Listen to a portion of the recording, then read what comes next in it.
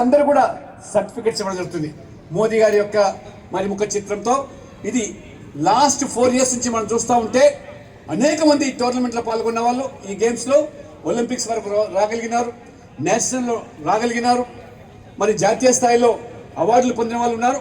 కాబట్టి ఇంకా నెక్స్ట్ మళ్ళీ వీక్లో కూడా మరి షటిల్ బ్యాడ్మింటన్ కూడా గాంధీనగర్లో నిర్వహించాలని చెప్పి ఇదే ఫౌండేషన్ ద్వారా, ఇదే సంస్థ ద్వారా ప్రైమ్ మినిస్టర్ మోదీ గారి యొక్క స్ఫూర్తికి అనుగుణంగా తప్పకుండా చేపడతాం. ఆ రకంగా ముషిరాబాద్లో యువత ఎవ్వరు కూడా ఎక్కడ కూడా ఇవాళ డ్రగ్కు ఇవాళ బానిసలైనని లేదా మద్యానికి ఇవాళ బానిసలైనటువంటి మాట రాకుండా, ఎందుకంటే నేను ఎమ్మెల్యేగా ఉన్నప్పుడే ఎన్టీఆర్ స్టేడియం ఏదైతే ఆ రోజు అక్కడ ఉన్నటువంటి పూరి గుడిసెలు పేదవాళ్ళు ఉంటే వాళ్ళకి పక్కా ఇల్లు దీన్ దయాళ్ నగర్ పేరు మీద ఆ రజకుల ఇల్లు కట్టించి ఆ మైదానాన్ని డెవలప్ చేస్తే ఇవాళ కొన్ని వేల మంది వాళ్ళ ఏ రకంగా క్రికెట్ ఆడుకుంటున్నారు, అందులో ఆడుకున్న వాళ్ళు ఇవాళ ఏ రకంగా టోర్నమెంట్స్లో పాల్గొంటున్నారు.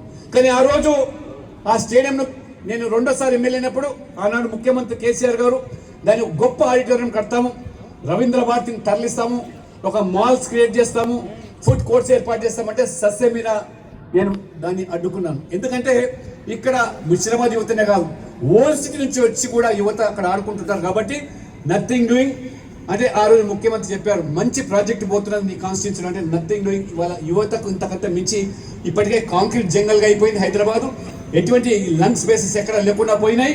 కాబట్టి ఖచ్చితంగా ఎన్టీఆర్ స్టేడియం ఉండాల్సిందని చెప్పాను. ఇవాళ ఎన్టీఆర్ స్టేడియం కొనసాగుతుంది. వేల మంది ఎన్ని ఒత్తిళ్ళు వచ్చినా ఆ స్థానికంగా ఉన్న యువత సపోర్ట్తో దాన్ని కాపాడగలిగినాం. ఇవాళ సరోజిని ఇవాళ అకాడమీ కూడా చక్కగా అనేక మంది వాళ్ళ టాలెంటెడ్ చిన్న పిల్లలను కూడా ఏ రకంగా ఇవాళ వాళ్ళకి ప్రాపర్ కోచింగ్ ఇచ్చి ఈరోజు వాళ్ళు లీగ్స్ రంజీస్ ఆడే స్థాయికి ఒదుగుతున్నారంటే ఇదంతా కూడా గర్వంగా నేను భావిస్తూ ఖచ్చితంగా ప్రధానమంత్రి గారికి మేము ఈ టోర్నమెంట్ పూర్తయిన తర్వాత ఒక బుక్లెట్ తయారు చేసి వారికి ప్రజెంట్ చేస్తూ ఉంటాం. ఈ పాటికి 300 మంది ఎంపీలు నిర్వహించారు.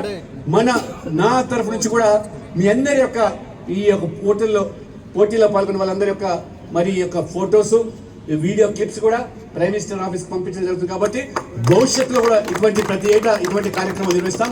మీరందరూ కూడా ముఖ్యంగా నిర్వాహకులు, మరి అక్షరా స్ఫూర్తి యొక్క మరి సంస్థ, మరి ఇక్కడ ఉన్నటువంటి కార్యకర్తలు, మీడియా మిత్రులు, పాల్గొనే ప్రతి పార్టిసిపెంట్ కూడా నేను హృదయపూర్వకంగా వారికి అభినందనలు, ధన్యవాదాలు చెప్తూ నేను సెలవు తీసుకుంటా ఉన్నాను.